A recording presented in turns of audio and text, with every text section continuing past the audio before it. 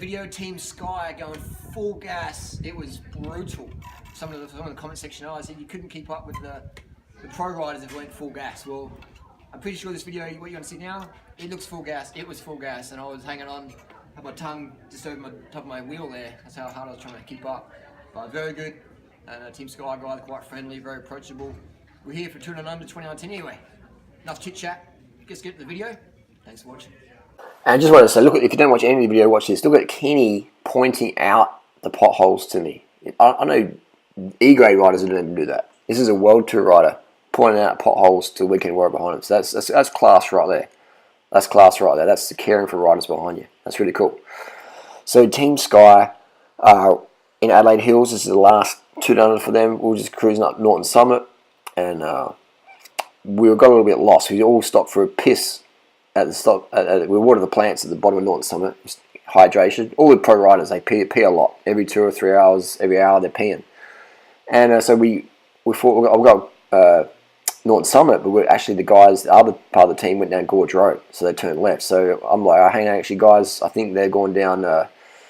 They've gone down Gorge Road. So we do a U-turn, and Kenny's on the front here, and I'm thinking I'm not going to try and keep up with Kenny, because Kenny is a pure climber, and if you're a pure climber, you are also an incredible descender. So he's just gapping me. He is fucking motoring. I know this climb really well. He's just hopping over holes, and he's just flying down this part of Norton's. So look at that gap right there. That gap is huge, and I'm sort of going pretty quick. I'm sort of going a bit out of my comfort zone on a road I know really well. I've done Norton Summit maybe 1,000 times. Kenny's maybe done it 20 times, and look at that gap right there. So that's the difference right there. If you want to be a pro, you have to have no fear of breaking bones, and even those hand signals. You know what I mean? World Tour Pro hand signals. I know so many guys in Adelaide and girls, they get like a carbon bike or a pair of Oakley jawbreakers, and they come so pretentious they don't use hand signals at all. They just like don't even talk to me. But the Team Sky riders, I found them very approachable today. Most of them knew who I was, and yeah, it was good times. Anyway, so what we're doing is we're charging along. So I'm on Kenny's wheel. Owen's behind me. He's about to come through. Here we go. And he's just like, all right, let's fucking hit it. Let's hit it. So we're hitting it all the way to Gorge Road. And I'm like, this is going to be cool fun. This is going to be cool fun. So I'm sitting behind the Sky train here. It's just the three of us. And we're on our way on the Sky Express to Gorge Road. And what a ride it was. What a ride it was. This is from the GoPro 7. And this is Adelaide, Australia. It's January. What's the date today? It is January the 9th, 2019. And we are motoring on the back of the Sky lads here. And it's really cool. And these are roads I know really well. So I feel quite safe and confident here. These guys don't know these roads, but they just got this like cat-like sense of handling on the bike, you know. And just got to go around the roundabout.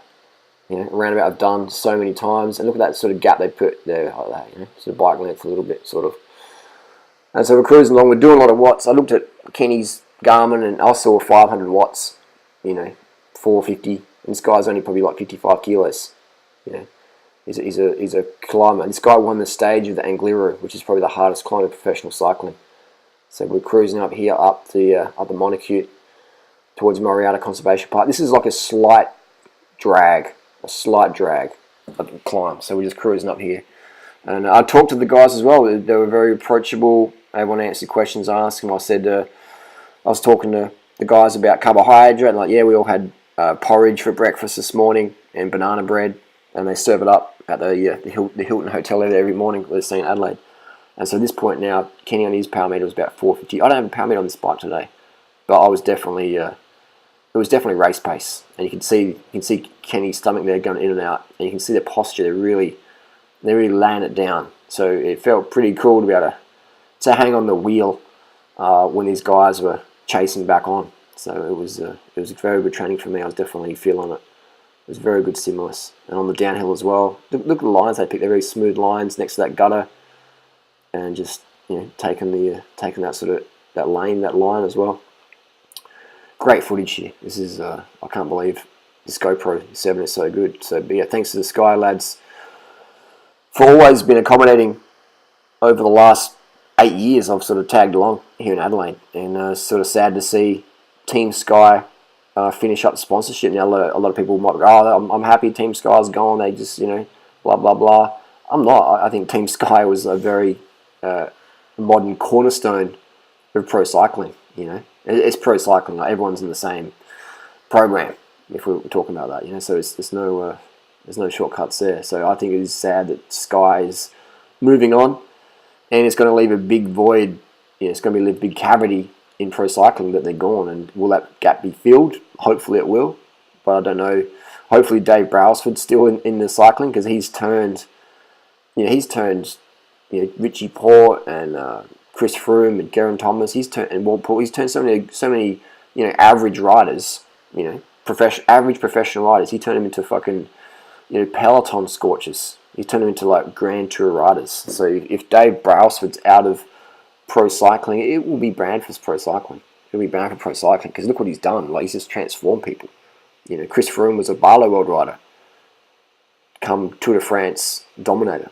So that's pretty amazing what Brailsford's done there. Critics he has, just as I have a lot of critics as well. But I think if I could have on my dinner list menu, someone said, who'd you have for dinner? I think Brailsford would be on one of them. And not dinner, but just ask questions ask questions about coaching and stuff like that. Just understanding human psychology more, because I feel he has a good grasp on it.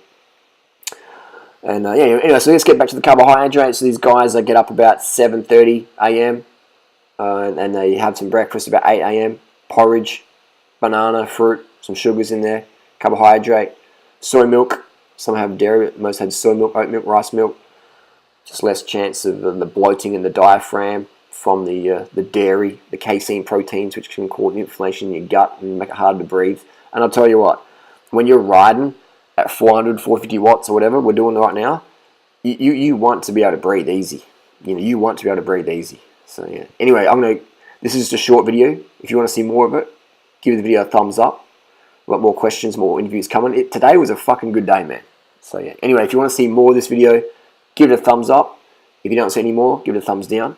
Leave a comment, leave a suggestion, and we'll see you on the road, man. What a great day, and thanks to GoPro for the GoPro 7 for making this smooth footage. And this, no more shaky Durianrider footage. You've got the GoPro 7 on there. So thanks to our friends at GoPro, sponsored, not sponsored. And look at that, there's a gel coming out of the back pocket there. Well, that was a phone actually.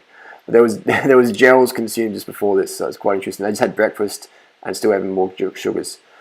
And still on the phone, just looking for the directions on the maps, trying to work out which way. Or they're actually trying to see if anyone contacted them and told them which way to go. But I was basically the tour guide, telling them left or right. So you can sort of see the sweat glistening on the legs there, starting to get that morning pump going on there. But Dura Ace bikes, electronic. Anyway, we'll do more of this stuff in the next video. Thanks for watching. Back on the road tomorrow. 2 down under, guys. What a ripper year for it.